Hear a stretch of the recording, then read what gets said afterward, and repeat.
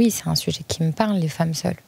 Mes parents se sont séparés à un moment donné, donc ma maman a été une maman célibataire pendant mon adolescence. Donc c'était pas évident, parce que le moment le plus difficile à gérer, elle s'est retrouvée seule. Moi, je l'ai vécu pendant plusieurs années, donc oui, ça me parle forcément. En 2012, on vous a vu dans un clip du musicien The Game avec Lil Wayne, Chris Brown ou encore Tyga. La chanson s'appelait Celebration. Non mais c'est vrai que cette période de ma vie était improbable. J'étais pleine de rencontres improbables. Non mais je te jure, la nana était tout le temps à l'endroit où il fallait être au bon moment. C'était... J'étais en tournage à cette période-là. À l'époque, je tournais une série qui s'appelait Hollywood Girl sur Énergie 12 à Los Angeles. Et il s'avère que j'étais invitée à une soirée, donc après le tournage, et je me retrouve à cette soirée. Voilà, comme d'hab, la vie de jeune fille, la période un peu faux-folle. Et je me retrouve donc à cette fameuse soirée où je fais la rencontre d'un d'entre eux. Et c'était Tyga. Je crois que c'était Tyga, oui, Tyga. Et qui nous dit venez, demain il y a un tournage de clip, machin, ce serait chouette.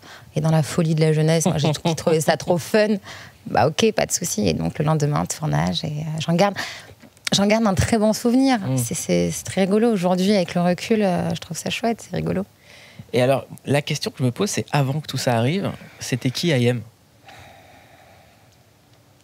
C'était une jeune fille qui vivait dans un milieu modeste avec des parents restaurateurs et qui avait de très bons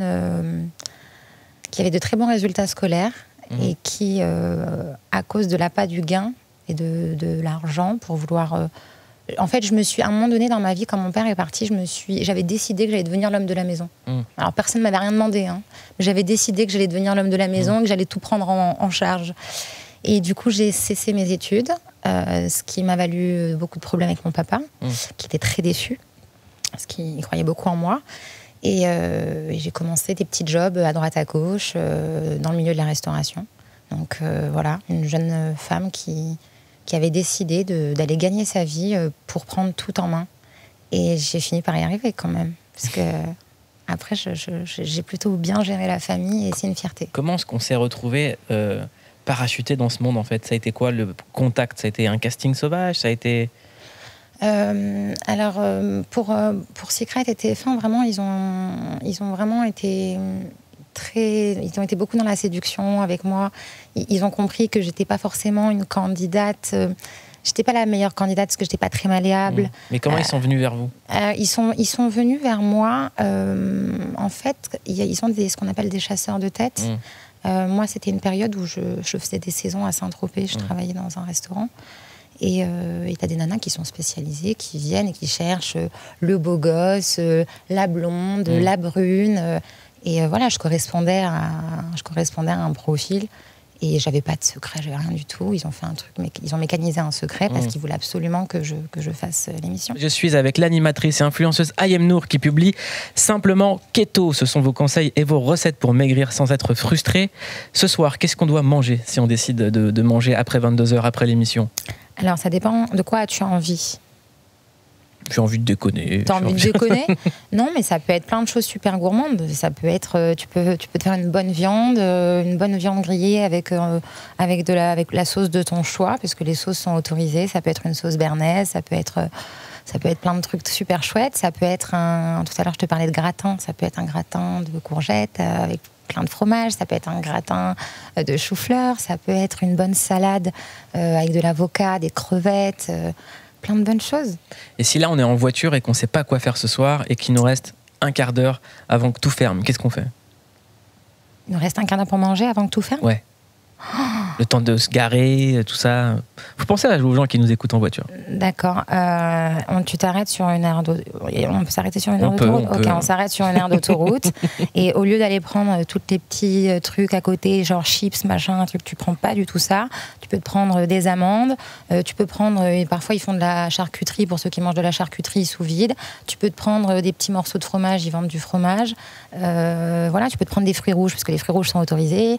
Et tu peux te prendre aussi un avocat et puis le manger à la petite cuillère avec de la mayonnaise. Il y a 1000 solutions. On peut se parler des jus? Parlons de jus. On a le droit de se faire des jus. Quel type de jus? Je sais pas, c'est la question. Jus de fruits? Ouais. Tous les fruits ne sont pas autorisés. Si Ah. c'est des fruits rouges, oui. Les autres sont beaucoup trop sucrés. On peut se faire un jus de fraise, On peut se faire un jus de fraise, oui. mais pas un concentré de fraise, quoi. Il faut un vrai jus, il faut les presser soi-même. Exactement. Tu prends pas un jus de fraise que tu achètes au supermarché où ils ont rajouté 1 tonne de sucre. Pomme? Non. Gingembre? Gingembre, oui. Citron? Oui. Banane? Non. Cerise? Non. Pastèque? Non. Trop sucré, trop sucré. Fruits rouges, rhubarbe, carambole, tous des fruits qui sont faibles en sucre. Il faut arrêter que le sucre. C'est mortel le sucre, hein. Orange? Non, Même pas. même pas. SFR Bouygues, non. Non, mort. Est-ce que les modèles féminins, les modèles de représentation féminine sont en train de changer? J'ai l'impression que la femme filiforme des années 90-2000 a laissé place aux courbes de Kim Kardashian et qu'on est en train d'avoir une diversité de modèles, une diversité de canons de beauté. Et j'en suis très contente, oui, j'ai le sentiment que ça change et j'en suis très contente. Moi, encore une fois, je ne suis pas en train de prôner la minceur, je suis juste en train de dire, et c'est ce que j'ai dans mon livre, sentez-vous bien, aimez-vous, encore une fois, les femmes qui ont des rondeurs et qui s'aiment avec leurs rondeurs, mais moi je trouve ça extraordinaire. Oui, c'est en train de changer, tout doucement. Et j'en suis très contente parce que je pense qu'on peut. La beauté n'est pas une question de physique. Et est-ce que les femmes sont condamnées à être jugées par leur beauté? J'espère aussi que ça avance. Mais oui, malheureusement, je crois qu'on est un petit peu condamné à ça. On n'arrive pas à dépasser ça. C'est dur. Hein. C'est dur. Alors, je pense qu'il y a beaucoup de mouvements et de personnes qui travaillent, qui sensibilisent les gens sur ça. Mais malheureusement, c'est un peu, je pense, un peu cause perdue parce que malheureusement, le physique, c'est la première chose qu'on voit et les gens te jugent avec ton physique, qu'on le veuille ou non. C'est comme ça. La prise de poids peut être... moi, je sais que je voyais les gens me regarder comme si je me négligeais, alors que ce n'était pas ça. J'avais une prise de poids parce que j'avais eu un petit garçon et que oui, il y a eu une période où effectivement, un certain mal-être, j'étais pas prête à me prendre en main. Et c'est dur de voir que les gens te jugent avec le physique parce que c'est la première chose qu'ils voient. Je ne sais pas si ça s'arrangera un jour, ça. J'ai des doutes. Aujourd'hui, cette expérience d'Ayem Nour, elle est partagée avec des associations qui militent auprès d'enfants pour leur apprendre justement l'estime de soi. Qu'est-ce qui rend quelqu'un désirable, en fait, d'autre que le physique? Je vais te dire encore la même chose. Je pense que c'est de s'aimer soi, d'être soi-même, de s'accepter, de se dire « Ok, je suis différente ou je suis différent ». Et c'est pas grave, au contraire, c'est génial. Je n'ai pas les yeux bleus, je fais pas 1m80, mais je suis belle comme je suis. Et je pense qu'apprendre à s'aimer, apprendre à s'accepter, c'est déjà un pas vers l'humanité. À partir du moment où tu décides de t'accepter et de t'aimer, tu ne renvoies que des bonnes choses aux gens. Parce que tu abordes la vie d'une autre manière, tu abordes les choses d'une autre manière. Et moi, c'est un travail que j'ai mis 1 an à faire, que je suis encore en train de faire, de me dire, Ayem, c'est pas grave, si tu ne corresponds pas à un moment donné aux critères physiques des gens, ou si les gens ont des préjugés sur toi par rapport au fait que tu viens d'un certain milieu un peu futile, c'est pas grave, laisse faire. Apprends à t'aimer, à t'accepter tel que tu es, et à un moment donné, les bonnes personnes viendront et s'en rendront compte. Et il faut faire abstraction de la méchanceté des gens. Et qu'est-ce qui fait que quelqu'un plaît à Ayem? Est-ce que c'est les mêmes critères?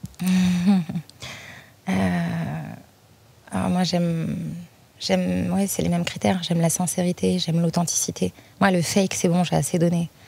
J'ai connu, j'ai vu, franchement, je sais, je suis jeune, hein, mais vraiment, je le dis, j'ai le sentiment d'avoir eu 1000 vies. T'as fait 50 nuances de fake. Non, mais pas forcément que l'aspect fête. Mais j'ai vraiment eu le sentiment d'avoir eu 1000 vies. Et oui, ce qui me plaît chez quelqu'un, que ce soit en amitié ou en amour, c'est la sincérité, l'authenticité. Le fake, ça me botte plus. Comme on dit, Ayem, elle a le vis et le tournevis maintenant. Et la boîte à outils. Et la boîte à outils. On écoute Kofi avec Toast.